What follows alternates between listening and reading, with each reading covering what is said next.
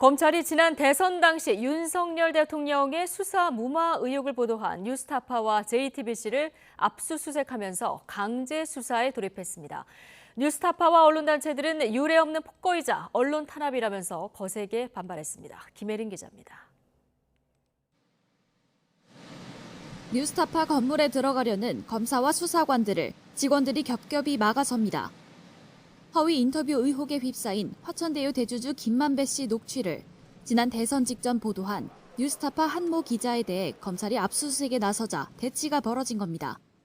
역사에 영원히 남을 그런 치욕적인 가장 암울한 언론 환경, 언론 현장의 한 날로 기록될 것입니다. 민주국가에서는 유례를 찾아볼 수 없는 폭거입니다. 검찰은 2시간 넘는 대치 끝에 사무실에 진입해 보도 경위 관련 자료를 확보했습니다. 압수수색 대상엔 현재 뉴스타파 소속인 봉지욱 전 JTBC 기자의 자택과 JTBC 본사 사무실도 포함됐습니다.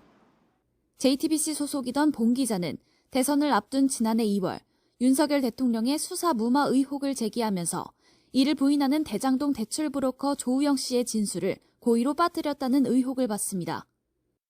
압수수색 영장에 검찰이 적시한 혐의는 정보통신망법상 명예훼손입니다.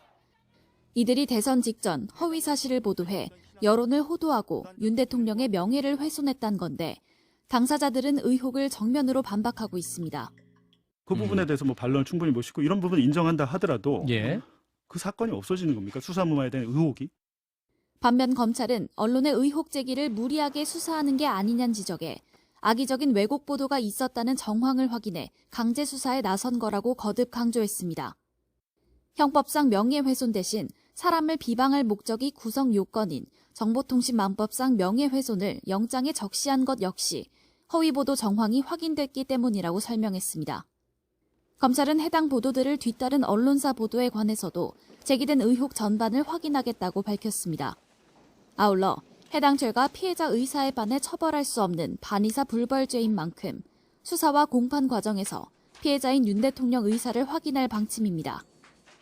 검찰은 또 김만배 씨가 신앙림 전 언론노조 위원장에게 건넨 1억 6천여만 원을 인터뷰 대가가 아닌 책값이라고 주장하는 것과 관련해 신 전 위원장 책을 출간한 출판사 대표 등을 참고인으로 불러 사실관계를 캐묻기도 했습니다.